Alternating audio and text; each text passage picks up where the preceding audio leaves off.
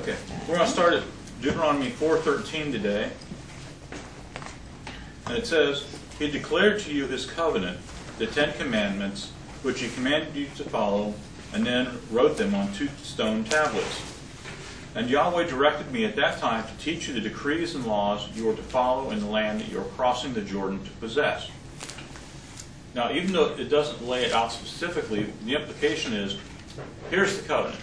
It's the 10 Commandments, and it's written on 2 stone tablets, and Moses is then to teach the decrees and laws that we're to follow. What happens in the book of Deuteronomy? He says this in chapter 4, then he gives the 10 Commandment covenant in chapter 5, and from there through 26, he explains the laws and decrees that explain the 10 Commandments. So this is all very logical, and yet we tend to skip over this and just think, well, there's a bunch of miscellaneous laws that got tossed in there. And we don't make the connection that the case law explains the commandments. And I think it's just important to keep re-emphasizing, because the traditional church says, okay, we'll take the 10 Commandments, but we don't want all that other stuff. And yet all that other stuff is what explains what the 10 Commandments means. Okay. And when we look at the New Testament, like today we read the Messianic summary of the covenant, and it was all about, the basis of the law. What is the basis of the law? Okay, what's the basis of religious law? Love God. The basis of moral law is love your neighbor. Okay, and Yeshua comes up in Matthew 7:12 and says this sums up the whole law. And then Paul says the same thing in Galatians 5. Okay, and you see this pattern throughout the New Testament of we're going to summarize what the law is based on the abstract principles. Most people don't realize, but the 10 Commandments are abstract principles also. We tend to think of them as being very concrete. Do not steal. Well, that's abstract, because what does it mean to steal? How do you know when you're stealing or you're not stealing? Okay, well, that's where the case law comes in, because it defines specifically in real life terms what it means to steal. And then he goes on from there, and I want you to pay close attention to the language. You saw no form of any kind the day Yahweh spoke to you at Horeb out of the fire.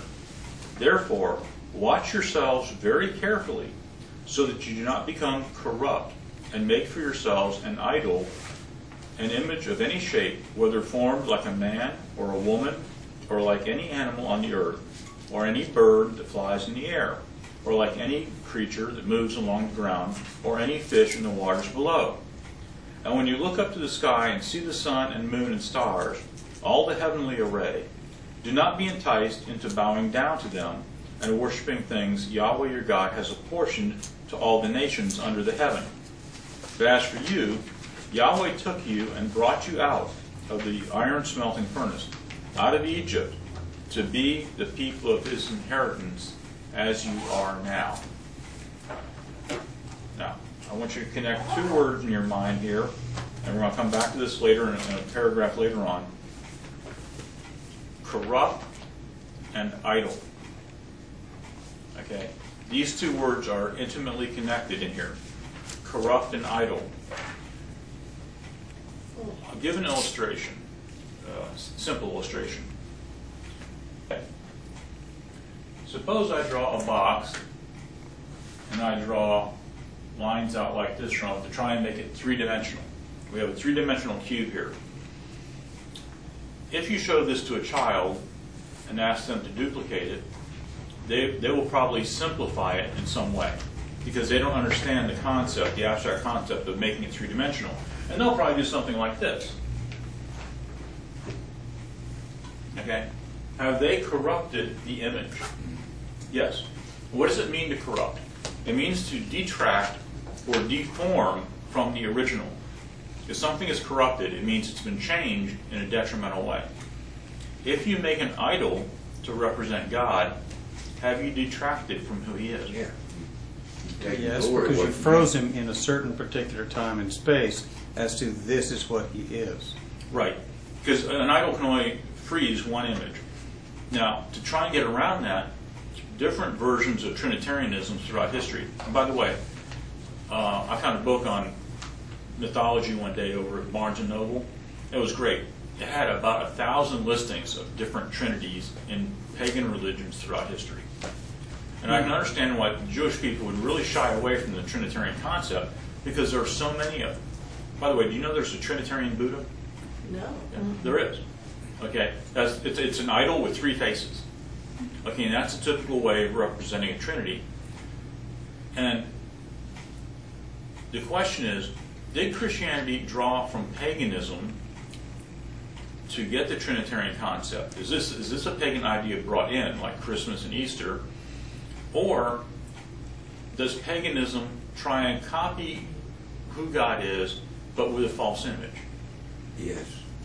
I think that's it, because Satan always counterfeits what God does. Right. Amen. Okay, what he's done is all around the world, he's made the pagan people realize you can't freeze God necessarily in one image, but if you try 3, you'll get more of an understanding, and yet it's inadequate. And one of the things that's, sometimes we look at it as kind of a duality. Now, imagine me in one image here, holding out my hands, reaching out to people, supplicating, but then you have me facing the other direction, and in the other direction, I'm holding a thunderbolt of judgment. Okay. Can even that represent who God is? No, because God is so many multifaceted that any idol you made would misrepresent him. Okay? And no matter how complex you made it, you would never get it right. And so God says, don't make an idol. And if you do, you have corrupted yourselves.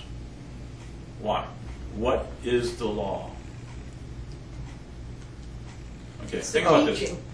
Okay, it's teaching. What does the law teach us? How to love God. Yeah. How to And love what his God. nature's like. That's it. What his nature is like. Okay. Okay, if you want to know the nature of a pagan deity, you look at their idol. That's their nature. The Torah is the reflection of God's nature. Think about it this way. If a king takes his throne and he makes laws, what do those laws reflect? Yeah. They reflect him. His understanding of justice, his understanding of love and fairness and right and wrong. Okay, the Torah reflects who God is. Now, we've got 613 commandments in the Torah. Can you imagine an idol with 613 facets? You'd never figure it out. And it would be monstrous, okay? You'd have a lot of images and you wouldn't know how to put them in balance. Okay? The Torah reflects God's nature. Let's suppose, if Torah reflects God's nature, let's suppose you set up an idol which comes with a religion as a package. Is that going to lead you in the same direction that the Torah does? Because any God that you follow, any image that you follow, is going to lead you down a morality path that's reflected by that idol. Mm-hmm. Which means that it's going to corrupt the whole moral thinking of how you live. Does that make sense? Yes. Okay. If we let's take one of the most popular ones in history, the bull. We set up an idol of a bull representing God and his strength. Does the bull also represent compassion, No. mercy, No. forgiveness, reconciliation? No, bulls don't go make reconciliation with their rivals. They stomp them into the dirt. Okay, so the reflection of that idol is going to lead you to be like them. Why is the pagan world so bent on violence and destruction and conquering? Because the idols they worshipped were idols simply of strength. Okay, now they might come up with a counterbalancing idol, like Astarte or Aphrodite. Okay, well, here's the love on the other side. Okay, but again, then they wind up with a whole pantheon of gods who are in competition with each other. And to use one of my professor's favorite phrases, God is atomic. Now, to be atomic, what is an atom? What's the concept of an atom goes back to Greek philosophy. Anybody know what that is? I thought it just meant the smallest. Right. The atom was the smallest piece you could reduce something down to. In other words, that was its intrinsic nature, was the atom. Okay, God is atomic. He can't be divided. He can't be broken up. He is simple in nature. He's an integrated, simple being. Okay? And if you follow who God is from that nature, then you get a true reflection of who he is. Well, there's parts of an atom, yeah, of course. Right. But And again, philosophically, when you break it down smaller, that would be the new Adam. Okay. But because they've introduced that term into science, Adam is kind of frozen in time as Oh, okay. what is now they find out a breakable down thing. That's not ridiculous, a breakable down thing. I don't know where I learned English. It must have been back there in. Okay, so if you make an idol, you're corrupting yourself because now you're aligning your life and your thinking with that idol. Okay, and he always says, "No, follow me." And he's very specific about a lot of these so people don't get misled. In fact, probably the most famous rival to Yahweh in history has been the sun god, because the sun is so obviously up there. I mean, why did Moses know he could meet Pharaoh in the morning by going down to the river? Because Pharaoh was there at daybreak worshiping the sun as it came up. Okay? So that he knew where to meet him. Unfortunately, we can't go to the president knowing he'll be somewhere in the morning doing something that we're allowed to go and get involved with. You go out to You the golf probably catch course. him on the golf course. Yeah, right. But is he there on the same day every day? I mean, same time? No, but Okay. But then, as we go down here, he says, don't bow down. Those things were apportioned to all the nations under heaven. In other words, God's saying, okay, I've let all these other nations, the Gentiles, do these things. Okay? But I've called you. I've brought you out of Egypt to be a special people, my inheritance. And notice he says, to be the people of my inheritance as you are now. In other words, you who have come out of Egypt and are worshiping me, you are my inheritance. You are my people. Those nations out there aren't my people. And what's the distinction between the two? Israel worships Yahweh, follows his law. The nations worship idols and follow in their ways. Okay? Did Gentiles come out with the nation of Israel? Yes. And yet he calls them his inheritance. He doesn't say, okay, now you guys who are descended from Abraham, you're my inheritance, but you mixed multitudes that follow me, you're not. No, he speaks to the group and says, you are the inheritance of Yahweh. Think of it this way. Just a second.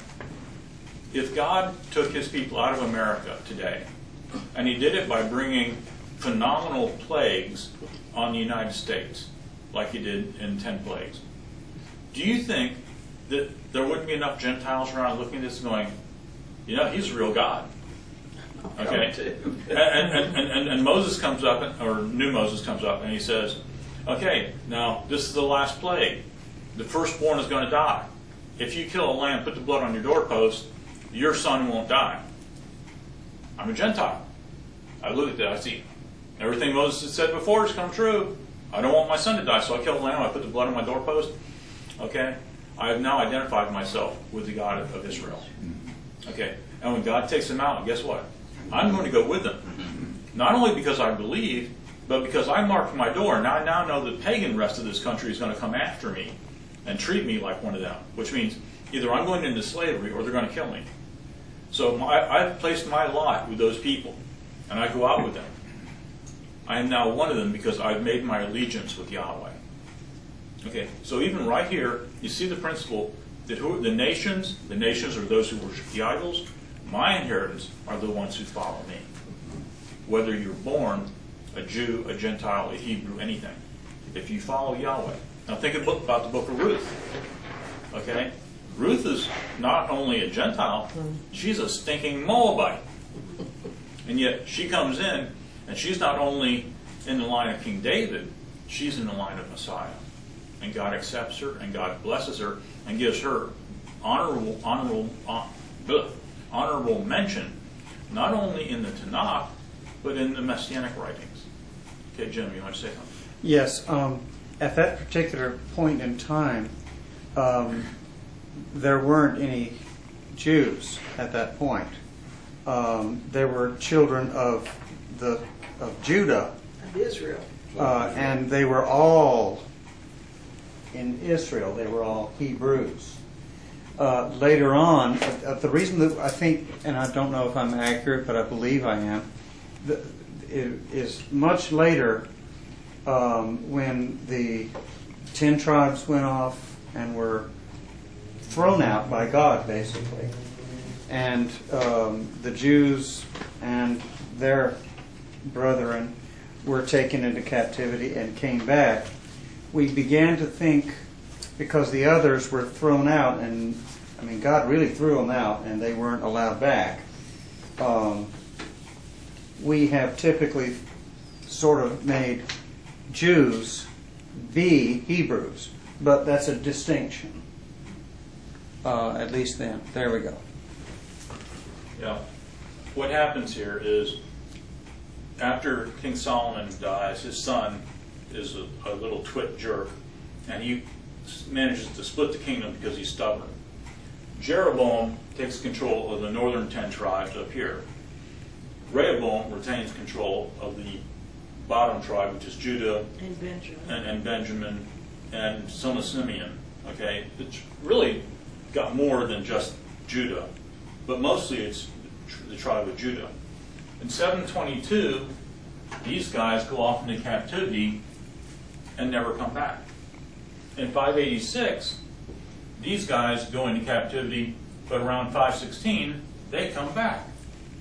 Okay, so the only Israelites are primarily of the tribe of Judah. But mixed in there, there's also the tribe of Levi, the tribe of Simeon, the tribe of Benjamin. And it also says that the ones who wanted to follow Yahweh in the north, when Jeroboam set up idols and said, "This is now your new Yahweh," those who were faithful came down and settled in Judah. Okay, so all 12 tribes are represented in this, but because the primary tribe was Judah, they all got known together collectively as Jews. Okay, so it's confusing sometimes because we think, Jew is of the tribe of Judah, but Jew today almost is synonymous with Israel. So sometimes when you're speaking historically or in the present, it's kind of, what do you mean by that? And you have to ask someone, when you say Jewish, what exactly do you mean? And then there's the problem of, are you a Jew because of your religion? Are you a Jew because of your ancestry? Are you a Jew simply because you have adopted that culture? Again, definitions get very interesting. I remember reading in a book one time and there was about 8 different definitions that the Israeli Supreme Court had to consider when they were looking at who is Jewish. And ultimately, I think that the question had to be resolved is, who is Jewish? Whoever says they are Jewish are really Jewish, because you have your own definition of it. And how can I tell you that you're not Jewish? Okay, and like I said, the Israeli Supreme Court has had to struggle with this for years, because here you have people with Jewish lineage still essentially believe in the Jewish faith, but also believe in Yeshua as Messiah, and you have people saying, well, you're not Jewish anymore. By what standard am I not Jewish? Just because you say so? And you have Jews who don't believe in Judaism, but they believe in Buddha, and they're considered Jewish. Okay, but if you believe in Messiah, you're not Jewish? That's an inconsistent argument. Yeah, and I understand it's a logical inconsistency, but just like you have definitions of words and you have connotations of words, here's a problem where someone is being logically inconsistent because of the definition. But for them, the connotation is you can't be Jewish and Christian, or Jewish and believe in Messiah, because for 2,000 years the church made that distinction and rammed it down their throat with swords and hot pokers and slavery. Okay, they said you can't be Jewish and Christian, you have to be one or the other, and one is black and one is white. Okay, so in the Jewish mind, this distinction has been forced home. Okay, and it's a false distinction because, who were all these so-called original Christians? They were all Jews. Messiah is a Jew. Okay, and so the church has created a false dichotomy, and that false dichotomy has been forced into the minds of the Jews, who now have accepted that dichotomy. The Hebrews in Egypt, according to the rabbis, were so corrupt, so non-following Yahweh, that they were, on a scale of 1 to 50, they were at a scale of 49 for being bad. Okay? But when you're a slave in a country, you tend to adopt a lot of what that country does in order to try and fit in. and to get along. So, but they were still distinct. There were still markers. Plus, do you remember what happened when Joseph introduces Jacob to Pharaoh? He tells him, don't tell him, or he says, tell him that you're shepherds, because the Egyptians won't associate with shepherds. Okay, and Jacob comes right on in and says, hi, we're shepherds. Okay, well, you segregate those people off to a distinctive area because you would become unclean by touching them. Okay, actually, if I remember correctly, Joseph advised Jacob not to tell him they were shepherds, and Jacob goes right in and says, hi, we're shepherds. Okay, he knew that they needed to be distinct, okay, and set apart, and that's why they're made to settle in the land of Goshen, which is evidently a good grazing area, and they could be separate from the Egyptians. Because what's happening? As the book of Genesis proceeds, Abraham understands the covenant. Okay, Isaac understands the covenant. Jacob now has 12 sons, only one of whom understands the covenant. Only Joseph grasps the idea of where God is going, that God is going to make a nation of. Judah's out there marrying Canaanite women. They're splitting up. No concept of the covenant, just take care of me and myself. Okay, God takes them out of the land of Canaan and he puts them into isolation, like an incubator in Egypt, where he isolates them until they grow into a nation. Okay, and now they have a sense of self-identity. We're the ones who were enslaved by the Egyptians, and we're God's people. Okay, now on an individual level, no, they're not getting it. Okay, but God has isolated them, and now he brings them out and he says, okay, this is who you are. You're my covenant people. You are my inheritance, and here's how you are to live. Okay, so in one sense, the slavery in Egypt is a punishment. On the other hand, it's a blessing because God is building his nation. Okay, it's a punishment because they're not following the covenant.